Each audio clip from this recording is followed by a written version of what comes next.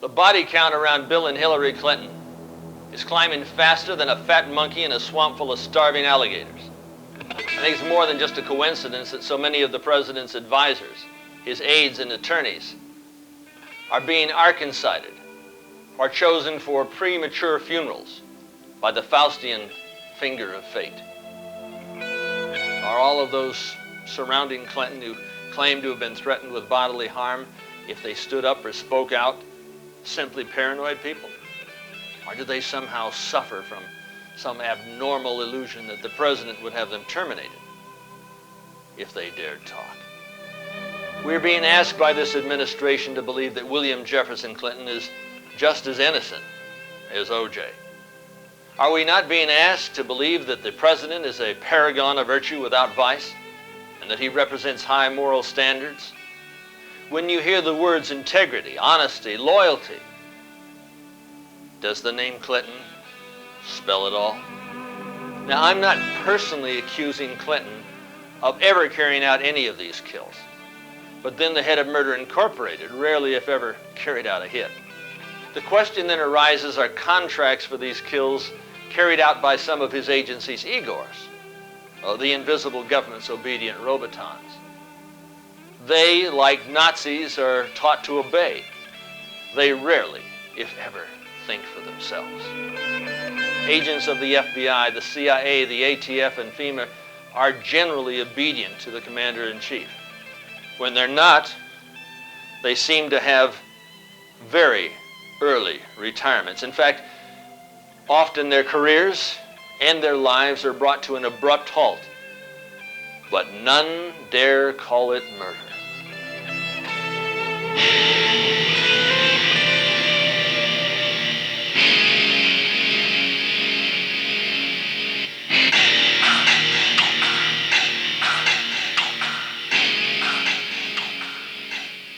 Is the president surrounded by individuals who would do whatever is necessary for him to retain the presidency? Well, Anthony, I think that he certainly has a group of people that have been very aggressive in seeing that the truth does not come out on a number of scandals that involve him. We saw in the Paula Jones case the way that people like Paula Jones and the people that supported her were criticized and discredited. We see in Whitewater, I think, a pattern of obstruction where White House officials have not turned over to the committees and to the independent counsel the documents in a timely fashion. And the conflicting stories, you know, the documents, the billing records from the Rose Law Firm that suddenly reappeared in a room that very few people had access in the White House. Certainly, I don't think the butler did it. When we take a look at Vince Foster's accepted suicide by both the Democratic and Republican members of the Whitewater or Whitewash Committee, we see them accepting Vince Foster having gone out into this Marcy Park and walked some 600 or 700 feet and not having had any dirt on the bottom of his shoes. I mean, how can anybody buy into this? Well, look, as my boss told me when I was fired, everybody knows Vince Foster didn't commit suicide. It's a joke. It's a charade. The fact that the government keeps harping on this suicide scenario, it's just the ultimate cynicism, frankly, in my view. And in fact, Newt Gingrich has come out and said as much. To continue with this suicide story, to continue believing it, requires gullibility to the point of stupidity. And he's told Representative Klinger, go hold some real hearings on this, find out what really went on. I think they're realizing that this whole cover-up is falling apart in shreds. Isn't the President of the United States asking us to do what he asked Paula Jones to do? Are you serious? We are asked to believe certain things that I don't think add up. And, you know, I always joke that Mrs. Clinton's next book should be called It Takes a Village Idiot. It takes a village idiot to believe the stories, the cock and bull stories that we've heard about Vince Foster's death, about billing records that suddenly appear, about torn suicide notes that suddenly appear in briefcases that were already searched. Um, there's a lot more here than just a financial land deal that took place in the 80s in Arkansas. This is about the abuse of power. The president seems to want a transference of power from the people to the president and the police. I mean, for all time. Yeah, that's what's going on. That's what frightens me the most. We hope in our own little way to try to cut that kind of power amassing off. Bill Clinton is attempting to do today exactly what Adolf Hitler did in Nazi Germany. Durch die geniale schöpferische Tätigkeit eines gestalteten Mannes zu einem neuen Imperium geworden. Nun ab und für immer eine Gleichmäßigkeit der politischen Intentionen in Reich und in den Ländern gewährleistet. Es ist Sache des Reichstags nunmehr seinerseits eine klare Stellung einzunehmen.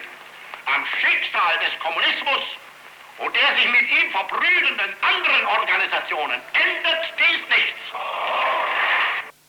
The cover-up story that the government has been purveying, it just doesn't wash. Reasonable people just aren't going to believe it. Let's cut the cover-up and get to the facts here.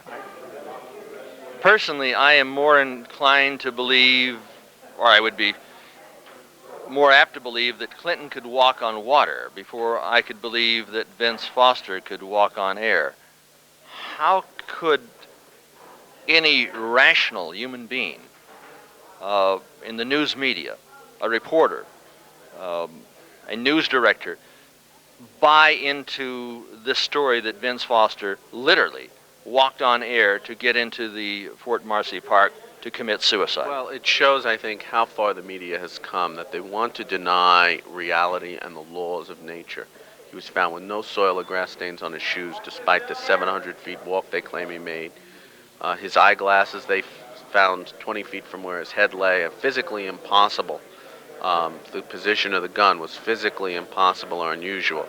There's so many things like this, dozens of them. It indicates, I think, that we're starting to believe the big lie. How many people have been Arkansided around Clinton? I believe the Arkanside count is approaching 40, and we've had a witness directly related to the Mena, Arkansas airport killed. I'm convinced it was a homicide, although the official ruling was the guy decided to drink enough mouthwash to die on.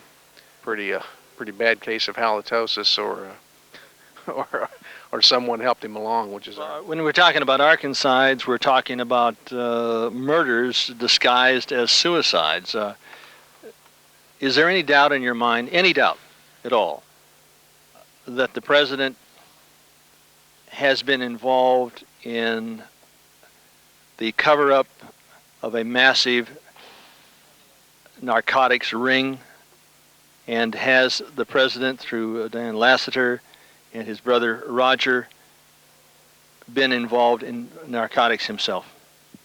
There's no doubt in my mind the president has been involved in the cover-up. Most reporters will simply go along with the editorial policy of a newspaper or a publication, especially if they're one of those Cassius-controlled publications from New York. Well, I thought I was going along with procedures at Forbes as well. Unfortunately, some of the information I came across, including information about a Swiss bank account involving Casper Weinberger, the publisher emeritus of the magazine, it hit a raw nerve, and next thing I know, I was asked to take a buyout or go on unpaid leave. I was in effect terminated. I just got too close to the truth. Dan Lasseter, Roger Clinton, the whole Clinton family was involved in this at Bill's level as the cocaine was transported into Arkansas. I've heard about a picture existing where Clinton is doing a line. He's got a straw up his nose. I've never been able to find that, but maybe somebody listening to the show will come up with that picture. It'd be most interesting. I'd like to see it on maybe front cover of something like Media Bypass. That'd be nice. I don't have such photo either. I think it'd probably be very unhealthy to own that photograph. You might be added to the Arkanside list. Keep in mind, people have had their arms broken just because they happen to have photographs of him going in and out of Jennifer Flowers' apartment. So if that kind of behavior exists for those types of photographs, can you imagine what could happen to someone who has that photograph you just alluded to? Now, my friend Larry Nichols is talking about the president actually being or having been a cocaine user. It's quite known in inner circles in Arkansas that Bill Clinton did enjoy partying heavily and used drugs in that process. We even took a deposition of one of Bill Clinton's bodyguards who talked about Bill going to parties of Dan Lassiter's and cocaine being available in ashtrays to the point that you really couldn't find a place to put out a cigarette if you were a smoker. No. I was publicly ridiculed for saying that I witnessed Bill Clinton smoke marijuana. I think that's sort of changed now that the public has got a better feel of. Let me ask you a question. Did the man inhale? Oh, absolutely, with precision, as we say in the Air Force. A person who seemed to be very comfortable with a pack of papers in one hand and marijuana in the other. Several eyewitnesses have testified that the Clinton boys have been heavy coke freaks. This film clip, taken from Jeremiah's startling undercover video, Mina, the cover-up, shows Roger Clinton in this police surveillance tape doing a line of cocaine. Roger, referring to Bill's habit, said, "I've got to get some from my brother. He's got a nose like a vacuum cleaner."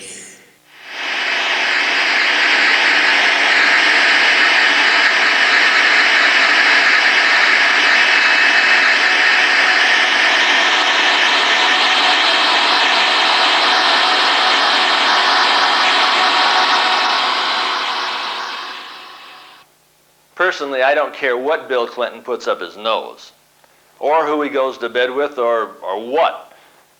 Essentially, the man is out of control. Let me retract that. I believe that Clinton's narcotic habit has been under control, excepting maybe that one time when it's rumored that he went into a drug rehab center for, to kick the habit. But it does make you wonder why he keeps his medical record sealed and secret.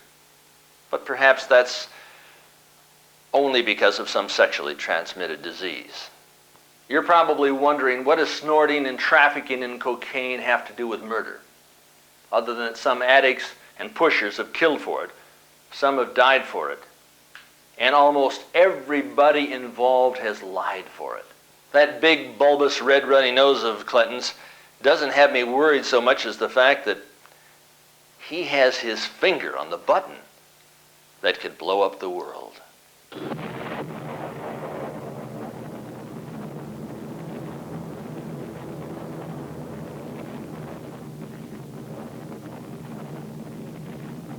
Act now by getting your copy of this civil defense leaflet, Atomic Blast Creates Fire.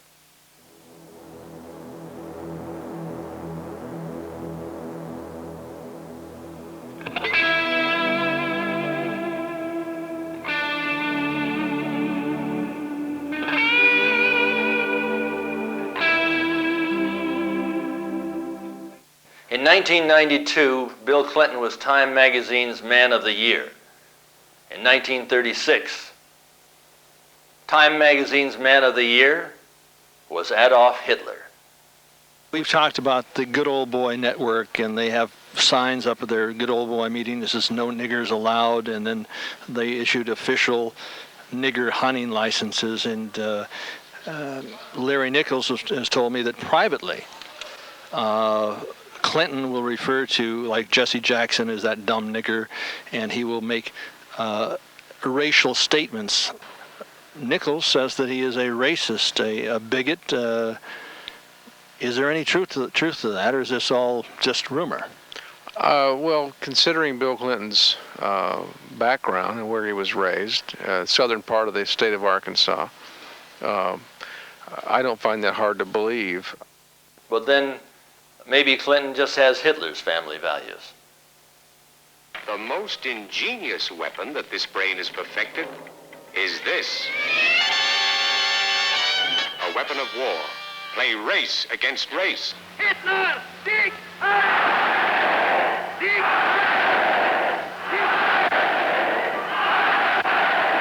Yeah, it's a nigger, some junior high nigger kicked Steve's ass while he was trying to help his brothers out. Was he a junior in there? Junior high or sophomore in high school, something. Whatever it was, Steve had the nigger down. However old he was, it was Steve's fault. He had the nigger down. He let him up.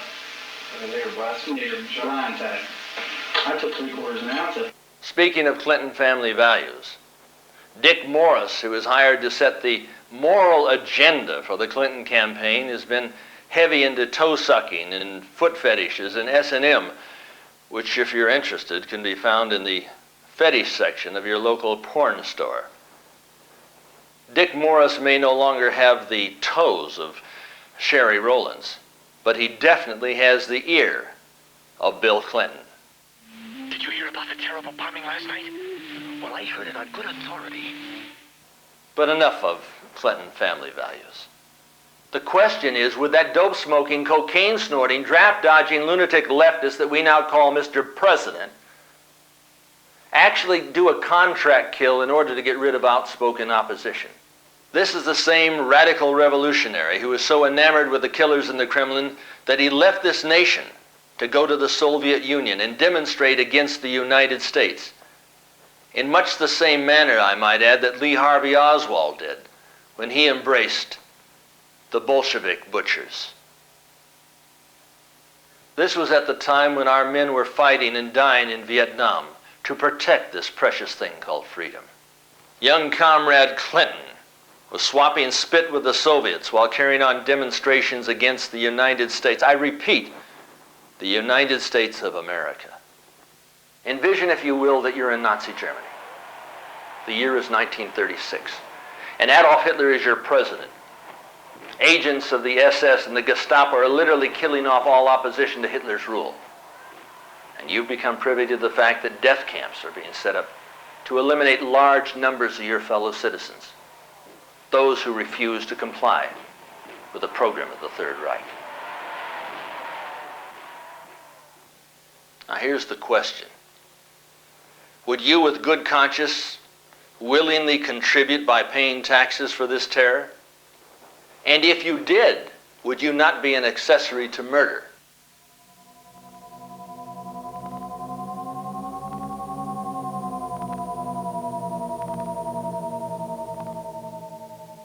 It's 60 years later. If you were told that agents of the FBI and the CIA were being paid with your monies to murder Vince Foster and other embarrassments to this administration, would you voluntarily contribute? What if you were to discover that the president and his army of Igors were attempting to surrender the sovereignty of the United States of America and set up a new world order upon the ashes of the country you were born in? In your opinion, was Vince Foster Arkancided? Vince Foster was murdered, and I believe he was actually killed in the White House.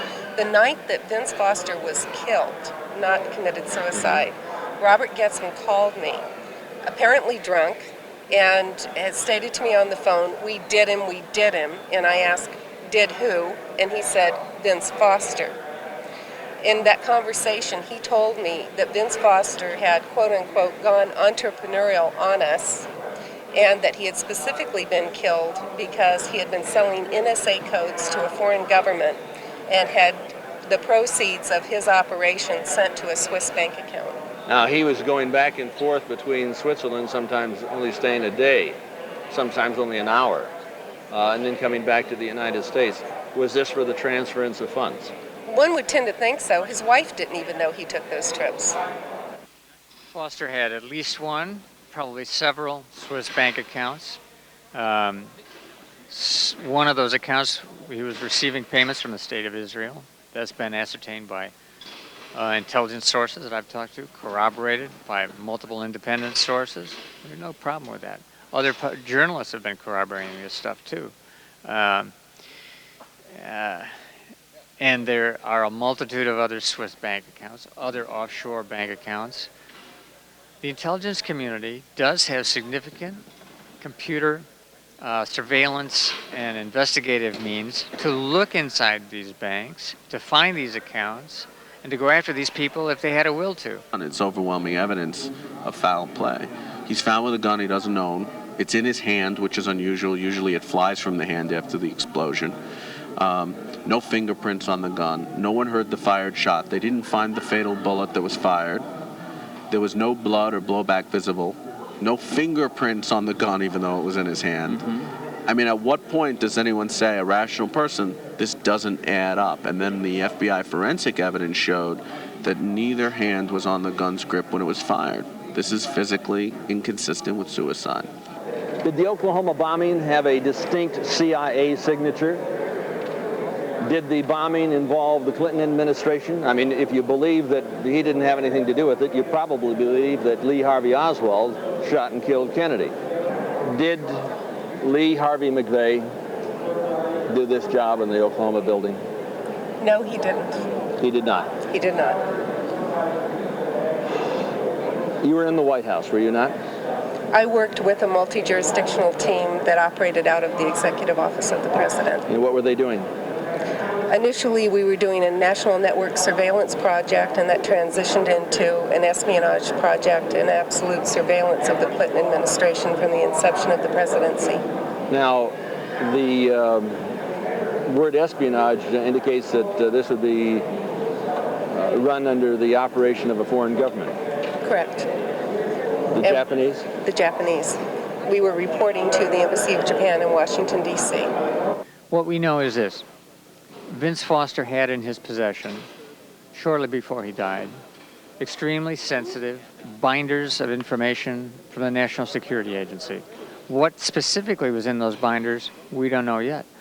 Some of my sources are saying, in fact, they involved protocols, codes, authentication codes by which the president would proceed to effect an order of the use of nuclear weapons. Now, whether another government could use that, or whether another government having that information could preempt the U.S. using it at a crucial moment. Now, what you're saying is that the United States codes, which are privy to the President of the United States, were given to a foreign government by Vince Foster, thus allowing them or giving them the capacity to create a nuclear holiday. That's the suspicion, or who knows what actually could have been done with it, or what was ever contemplated done. I mean, a worst case scenario is conceivably, yes, somebody, maybe not the Israelis, but maybe somebody they could sell the stuff on to, could either do it or, more likely,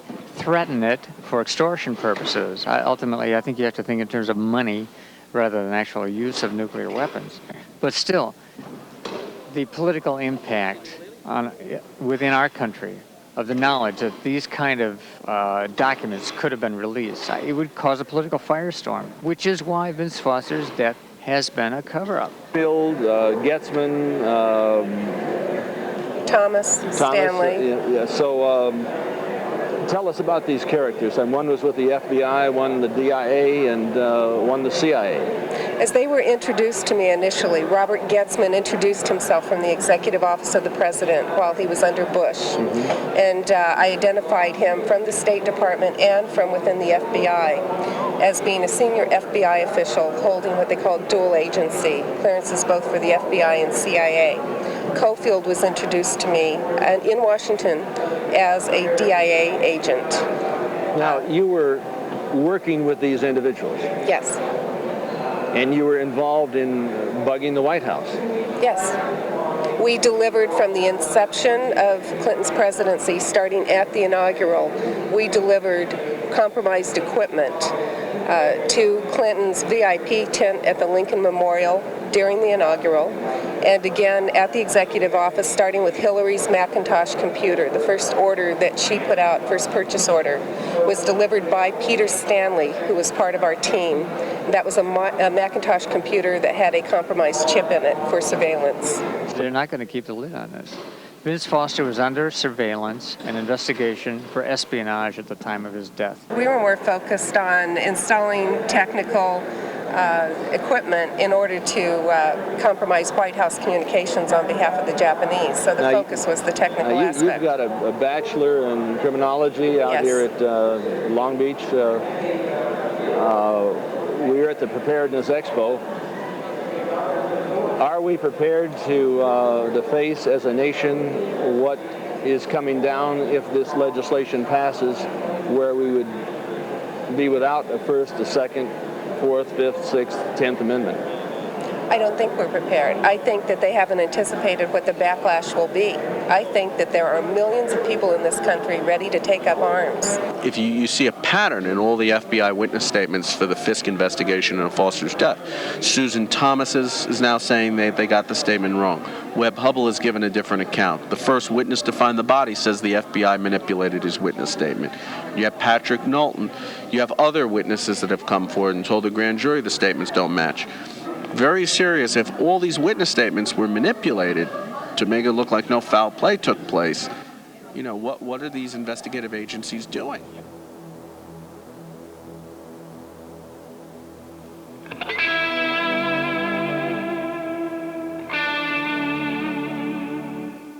You knew about the pressure put upon the gal with the salon in Arkansas, Little Rock, well, I think they told her shut up or die, right? Yes, I was told specifically by a high-ranking member of the military, that 2 military personnel were sent to that woman and told that. And we're talking then about the first lady or the first man, having an affair with a lady in a salon in Arkansas. But I mean, the steady stream of women coming in and out of the White House are really not so much to see Bill, but to see Hillary.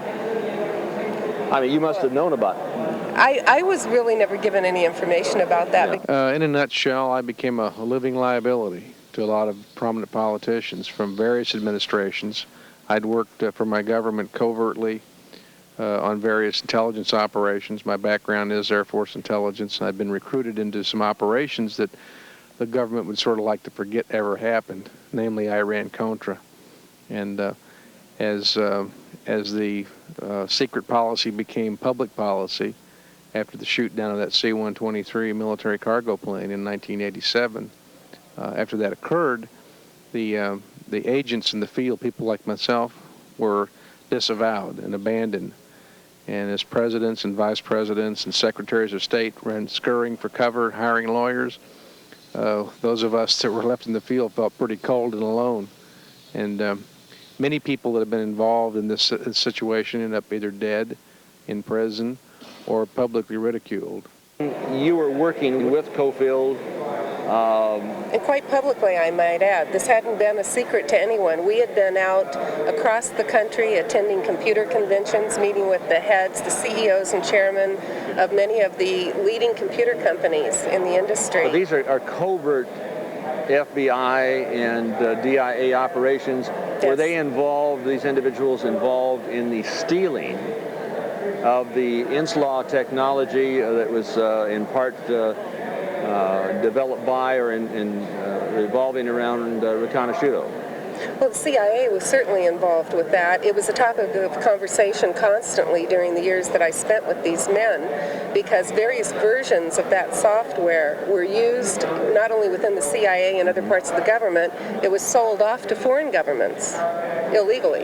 Is there any possibility whatsoever, and I'm talking about any now, that Vince Foster came out of the White House, drove over to the park, got out, walked on air, and shot himself in the manner and the fashion that the president is asking us to believe? There's no evidence that he went to the park, that he was alive in the park, and that he died even in the park. We know that his body was found in the park. That's all we know. One thing that's incredible is that the police, when they searched his pockets at the park, didn't find his car keys. If the theory is he drove there and walked them to the park, they should have had his car keys in the pockets. They claim that it didn't bother them, they didn't find the keys. They let the body leave the park and go to the morgue. And then suddenly they realized, oh, we need the car keys. So they go to the morgue. Only after White House officials showed up ostensibly to identify the body and suddenly find not one but two sets of keys in his right pocket, in a pocket that had already been searched. Well, that's amazing, but maybe there was a third set of keys, because he couldn't have possibly gotten to the park if there were no keys in his pocket when the body was searched. Maybe a bird or an animal ate these keys. That's right. And maybe you believe in the Tooth Fairy, too. Technical Fairy, voice class, at your service. Riconosciuto talks about the device that took out the Oklahoma building as being his bomb. I mean, something that he developed prior to his incarceration by the boys, because I guess he was getting too hot to handle. Yes, in fact, what people don't seem to know about Michael is that his father was a long-standing member of the CIA, and he'd basically been born into the business, was a child prodigy, and experienced a lot of success early on, as early as age 12, with technical pieces of equipment that he had designed, and that he was basically controlled from his childhood on by the CIA. And they had developed this jacket that they eventually incarcerated him over, the alleged dope operation that he was involved with, because he was becoming uncontrollable. Is he a bright guy? He's extremely intelligent. IQ 180, 190? At least. At least. Yeah. Minimum. He called me 3 times from inside out. We discussed a lot of the matters that are going on right now. He says that the bomb that was used at Oklahoma was a government device, a barometric bomb, which has a very distinct CIA signature and resulted in the asymmetrical conclusion, which could not possibly have been possible from an ammonium nitrate charge, which would expand like a severe, cutting out things equally at all distances from the epicenter of the blast. This couldn't possibly happen when you take a look at the facility, and I'm taking a look at it right now. Here's a story in the New American, explosive evidence cover-up in Oklahoma City, and when you see the one section over here towards the left, if you go to the very, very top, there was an office there that was held by the Secret Service, and below that was an ATF office. Yes. And the ATF boys weren't there that day. Their children were not in the nursery. Correct. They didn't show up. That's right. In fact, there was only administrative staff. I guess they decided to sacrifice secretaries. Yes. Uh-huh. However, 6 persons from the Secret Service, including Alan Witcher, were killed on the floor above them. Now, Alan Witcher they wanted to get rid of because Absolutely. he was a problem. He was a considerable problem. He was the only weak link in a chain of information regarding the executive office bugging, and the fact that Alan had been with that protection detail with the Bush administration, with the Clinton administration, and he was also the supervisor of the elite counterterrorism unit of the Secret Service. So there was a switch over from the Bush administration to the Clinton administration. Essentially the same boys are in there. The presidents may change, the ideology and the direction does not. Right. It involves a hit parade of our government's leadership, both political parties, which is why there is no political will in Congress to really go into this and unearth what's been going on here. Robert Getzman headed the team. Robert Getzman had been around a long time. He reported to Ollie North when Ollie was the National Security Council, or at the National Security Council under Bush. So Getzman had been around this whole time, and this whole group, including Witcher, transitioned to the Clinton administration. Perry, the head of the Department of Defense, from the Council on Foreign Relations, essentially engineered, as you say, I mean, this is your theory, that he engineered the Japanese gassing to retaliate in exchange for what? The compromise of White House communications for the entire Clinton administration. Was Vince Foster the highest public official, I guess up until to Ron Brown, that has been eliminated in public office since the death of Robert Kennedy? We don't know that. We don't know that he was eliminated, and we don't know Ron Brown was eliminated. I mean, that's somebody's speculation, but... None dare call it murder. Speaking of killing the investigation, Getzman said that if you continued along your line, your present loose line of lip, so to speak, that he would have you smoked. Is this correct? That's true. He specifically stated to me that he would kill both myself and my son if I talked about this operation, and most specifically about the Japanese embassy or the executive office bugging. So it's not a question of even a murder-suicide. It's a question of whether there was a cover-up. And I think my book, Vincent Foster, The Ruddy Investigation, shows an overwhelming evidence that there was a cover-up of this high official's death. This poses a very great danger to all of us, because if they can cover up a high official's death, we're all in danger in this country. Is their business the surrender of the sovereignty of the United States of America? I believe so. And this is the agency that once was working for you. It's dirty, and is Getzman dirty? Yes, there's no question. Now, you have on tape, do you not, a conversation with Getzman talking about his plans to ace you? Yes. On tape? Yes. I actually tape recorded all of these agents having conversations with me, and the embassy having conversations with me. The entire contact I've had with them is recorded. Is there any possible way that these people could have died, all of them, around Clinton, accidentally? No. I dare say that they call it murder. And I think that it is quite an implausible leap of assumption to think that they did indeed all commit suicide or whatever. Some of Fahmy Malik's adjudications as the coroner in Arkansas in the very early days, especially about the person who emptied 5 bullets into his chest and he ruled that a suicide. I forget the name of that person, but some of them are fantasies. But no, I think there's a lot of skullduggery afoot. Cofield. Jim Cofield. Did he make the same assertion that he was going to take you out? Yes. And he asserted he was delivering that message on behalf of Getzman. On behalf of Getzman? Right. And then Wes Thomas when we're talking about taking you out, and we're not talking to dinner, we're talking about death. Right. Murder by what device? Oh, they suggest things that would be more covert, like they'll put in some type of agent on the doorknob of my house that'll be absorbed through my skin, or they'll drive me off the road, or they'll blow up the plane I'm in, or they'll make sure it's not a direct hit so that they can't be directly responsible for it. So we're talking essentially about Murder Incorporated here. Yes. Since William Jefferson Clinton took office, 2 American Holocausts have occurred. In Waco, you'd really have to get an inside view from somebody who was there, somebody who witnessed the horror and the Hitlerian tactics that were conducted by the ATF, the FBI, and Janet Reno's raiders. My friend, David Thibodeau, you were there. You saw what was going on. You witnessed the horror. Was the compound not a church?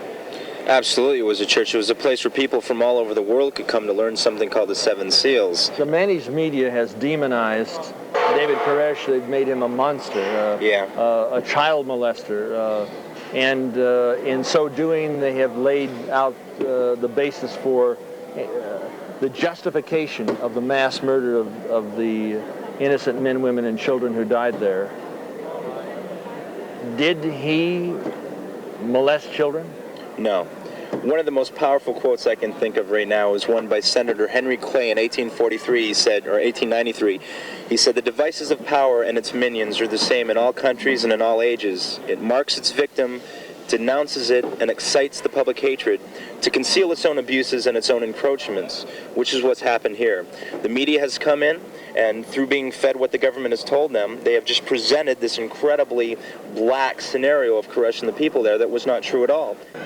And as I understand it, more than 40 witnesses to the Mena, Arkansas debacle have already been murdered, and 25... wait a minute, no, Arkansas. Arkansas. Okay. And 25 federal employees out of FBI and ATF that have surrounded Clinton since his administration have already been killed. Now, you know what happened to the attorney, Paul Wilshire? No. When he went over to give some information to the Justice Department? He's no longer with us. He's pushing up daisies, and a lot of people are pushing up daisies. They needed a tape recorder on their telephone. You testified, and correctly so, I might add, that Koresh came up to the front door. He said, "What's going? What did he say?" Well, he held his hand out. He had the door in one hand. He had his arm out. He was unarmed. And he said, as the agents were rushing him, he said, "Hold on, there's women and children here. Let's talk about this. Let's work it out." And he said the door flew back in his hand from the velocity of a gun hitting it. And he slammed the door and fell back, and then all these bullets came through the foyer, hitting Perry Jones, a 70-year-old unarmed man, in the stomach. And when Perry went down, I guess is when some of the younger guys started to fire back in their defense. The interesting thing about this is there were two steel doors at the front of the building. The right-hand door, the door that didn't have much evidence, was entered into the record at the trials in San Antonio. It was entered into evidence. But the other door wasn't. Now, the other door, Jack Zimmerman, one of the attorneys that was inside, said that all these bullet holes were coming from the outside into the building through this door, a large number of bullets. Yes. That door was not entered into evidence. When the defense attorney said, "Where is this door? How come this has not been entered into evidence?" the prosecution said that door must have disintegrated in the fire. In June of 1994, Deborah was giving information to whom? J. Edgar Reno, 75 or 65 pages. It was faxed to her, talking about the compromise, talking about the espionage. I don't want to insult you, my dear, but I mean, why would you give it to somebody who obviously does not have the interest of this country and who is appointed by the president? What did you expect by her getting this information? I sometimes wonder that myself, because in March of '94, I had given all of my documents to Perry. He had turned them over to John Deutsch, who was then Assistant Secretary. I was informed by Perry's office that Deutsch was taking all of the documents to the Congress, specifically to the intelligence, to be reviewed basically by them to take action. And what then occurred was that Deutsch ultimately became the appointee for the CIA.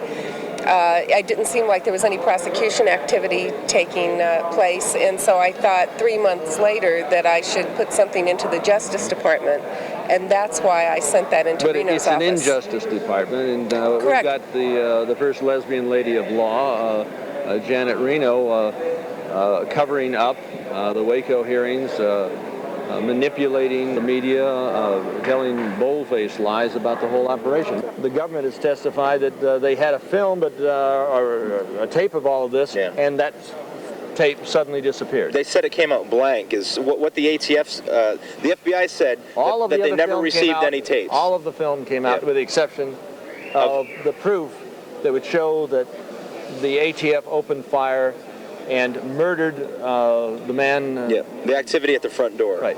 They murdered one man, and his name was? Perry Jones. Perry Jones was also murdered. Winston Blake was murdered the first day from the helicopters firing into the building. And the helicopters were firing into the building. 3 different eyewitnesses I spoke to all swear that they saw the helicopters firing. I did not see them firing, but I saw the evidence, the physical evidence from the building, the bullet holes coming through the roof later during the siege. I saw the evidence of the helicopters firing. I don't understand why none there call it murder. Do you believe that the Oklahoma atrocity was done deliberately and by design for the purpose of utilizing it as a tool to pass this legislation to eliminate the circulation of information? I believe that the Oklahoma bombing came down just as I was informed it would be, the purpose being to take down a federal building in retaliation and to take out Alan Witcher. However, I believe that the FBI and the Justice Department immediately seized upon the opportunity both to cover up government employees' complicity in that operation and to go after the militia, any other person that would speak against the Justice Department. Now, wait a minute. And Deborah, I want you to look right into the camera here. Now, you just said that you heard about this in advance of the event, some 2 weeks? That's true. So we're talking about the government, someone who's working with the government, at least in the FBI, telling her that in advance of the event that there was going to be an event on a federal building. Is this correct? That's correct. And I announced that to the McClendon News Service in Washington, D.C. the day before the Oklahoma City bombing. Sarah McClendon? Yes. This whole thing is a sham. Is that what you're saying? I mean, yeah.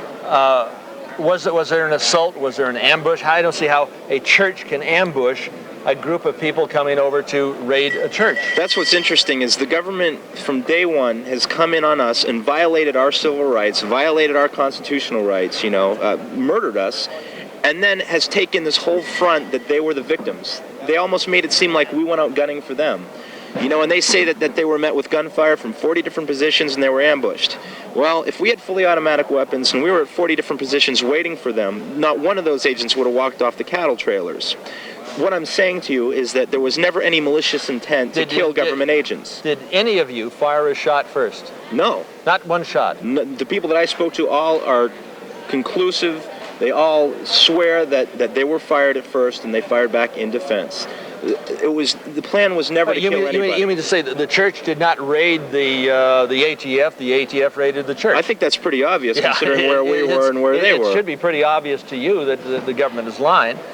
No, I personally witnessed there is no war on drugs. I saw the cocaine that was being shipped into the Mena airport operation. I mean, you personally saw cocaine being shipped into the Mena airport? I mean, personally? Well, I personally saw tons of it stored in a warehouse that was under my name at the Guadalajara airport. Cocaine that was destined for the United States. And was the president of the now president of the United States, then governor of the state of Arkansas, knowledgeable about this cocaine? From again going back to sworn testimony on his end of the spectrum, we deposed a trooper named L.D. Brown, who said that he likewise had discovered the cocaine coming into Mena.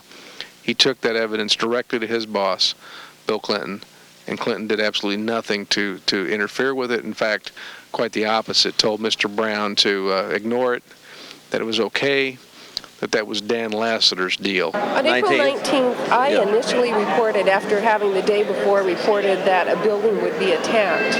On the morning of the bombing, I made a few public statements, one of which was that there were 3 devices inside the building that were responsible for bringing the building down, and the truck outside had nothing to do with it, if there ever had been a truck outside, because to this date, I am still pat in my statement that Ryder truck was not in front of the building at the time of the detonation.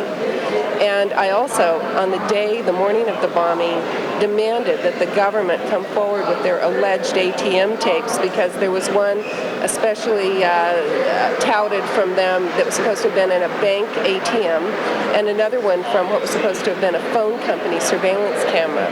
The average ATM surveillance area is a minimum of 1,000 feet. Now, but how about the resolution of the film with regards to somebody who's 1,000 feet away? We're talking 100 yards. Over 100 yards, right? Well, I'm one of the leading video experts in this country. In fact, I delivered to the FBI in November of '92 the technology that allowed them to clear up what we call fuzzy pictures. On my own computer in my office, had someone given me a tape that day out of an ATM, I personally have the ability, with just the equipment I have, to have cleared up that picture to perfect resolution, full color, in under 9 minutes. Now, could it be that these ATM pictures, not only one but 2, just didn't work that way a day, just the way the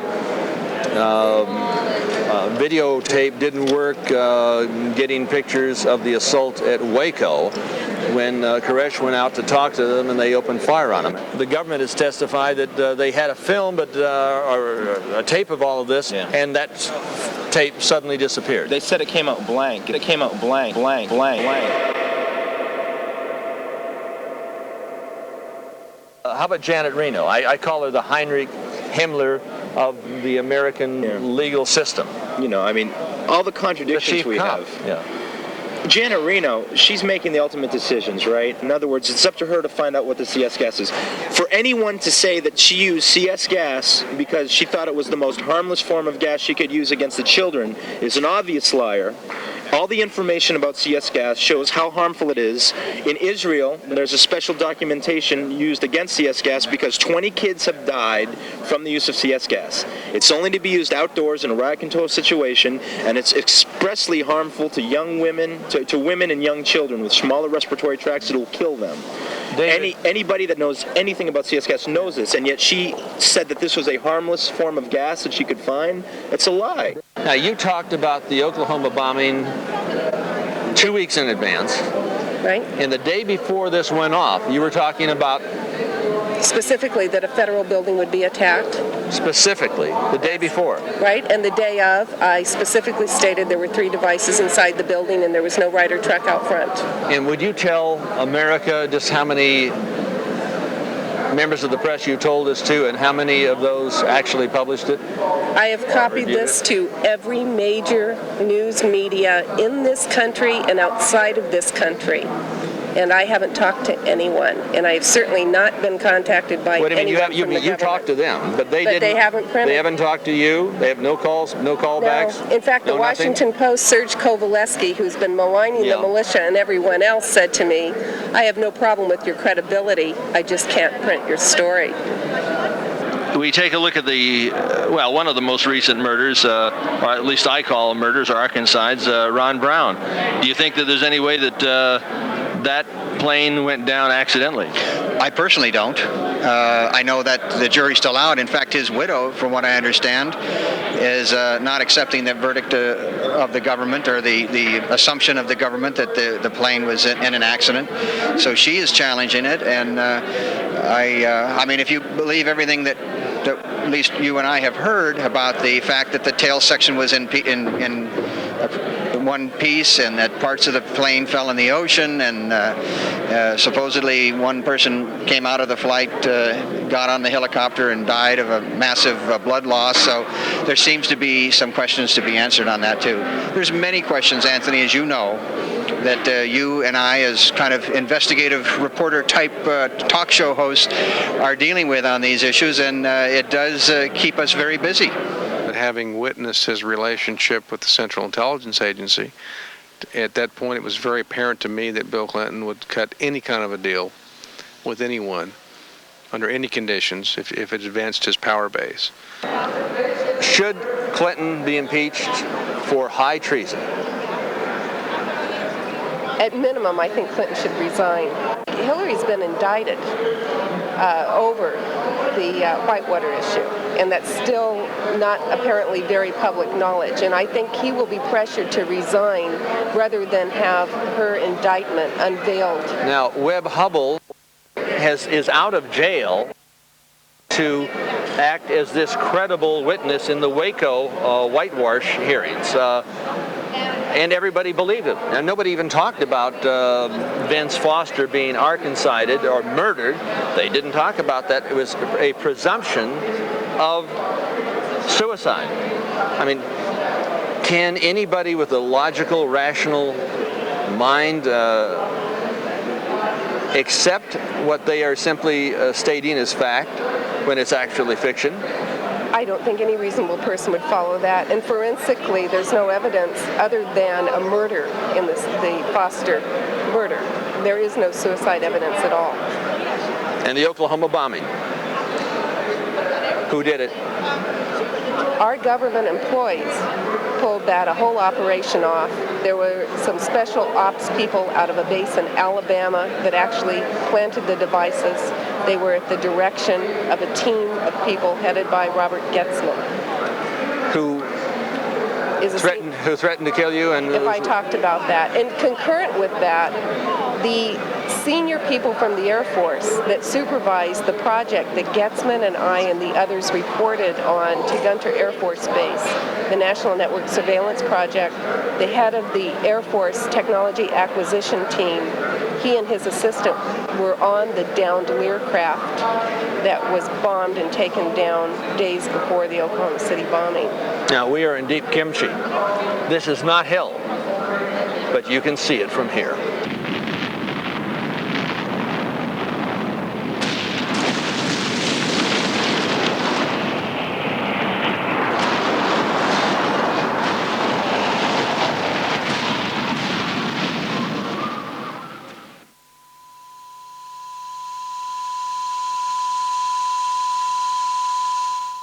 There's nothing wrong with your set.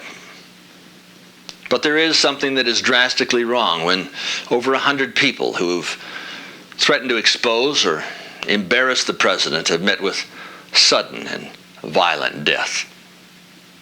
This man must be exposed for who he is and what he's doing, or there will be devastating consequences. Taken off guard, leaving just one of the many Ron Brown eulogies used to milk the black vote, this double-talking demagogue is caught laughing until he spots the camera. He instantly starts to shed crocodile tears. The transition takes less than 2 seconds. At one moment, he's seen shaking Jesse Jackson's hand. The next, he's referring to him as that dumb nigger. All of a sudden, in the middle of the night, there's a loud knock on your door.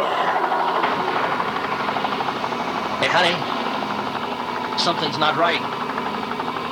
Throw out your arms. Clinton's gun law passed through.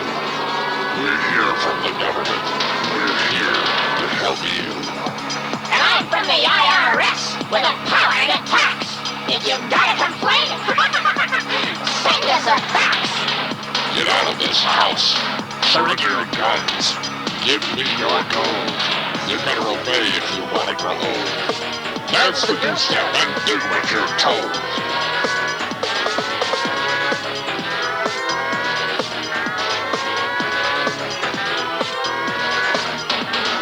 Hillary Shalala, Reno Janet Dyke, reading the words of General Albert Pike, demonic founder of the Ku Klux Klan, engineer of the Masonic Master Plan. Pike said Lucifer is down across this land. And Clinton saying take the mark in your right hand. While we're all dancing to the drums of the Fourth Reich, Clinton's preparing us for another huge tax hike. Order out of chaos, depression, inflation, create the panic, then rape the nation.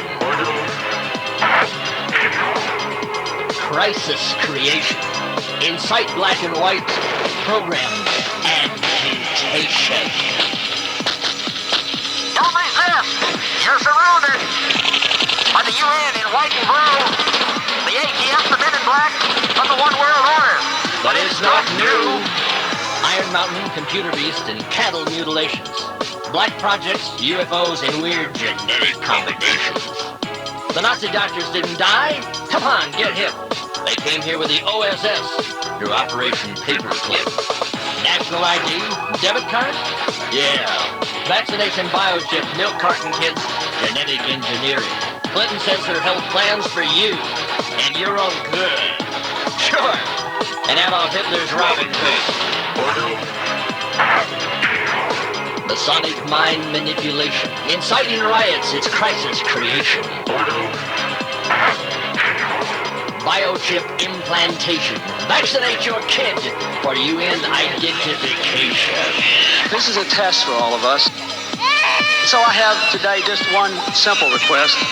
A comprehensive package of healthcare benefits that are always there and that can never be taken away. Never be taken away. Never be taken away. Atmospheric, social illusion, media hype, planned confusion. Masonic religion, it's a liar. Got your praying for a Luciferian Messiah.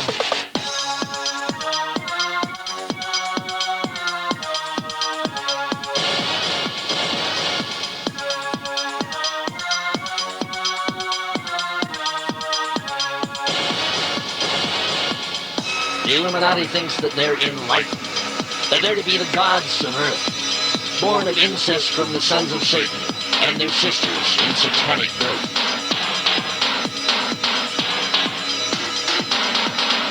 Hidden agenda, Kissinger, Nixon, Ford, and Bill, while your kids out back smoking crack for some cheap thrill. They've numbed us down and dumbed us down with fluoride, TV, drugs, the NEA, and public schools. They've taken your brightest and our best and made them public fools with managed media, brain-bending lies and stealth. The banksters stole your wealth. Johnson, Bush, Carter, Reagan, Gore, and Dan, they've all been pushing Pike's Masonic master plan. Rhodes Scholar oration. Clinton speaks, then rapes the nation. Luciferian subjugation. New World Order, Illuminati coronation. Orders of the quest. Think they're superior, they think that they're the best. Skull and Bones, Scroll and Key, Knights Templar, Harvard University. Knights of the Golden Circle, Ancient Order of the Rosencross, CFR, Albatross. MK Ultra, ISA from the OSS to the CIA. Galileo, NASA, Jupiter, Plutonium 2000, Dual Sun. Pyramid Giza, Hitler called it a Luciferian millennium. Love Rome, Thunder Rome, Isis, Horus, Lucis, Christ. Wake up, stupid, and read the scoop. Mullen, Sutton, Griffin, and tune in to Coop.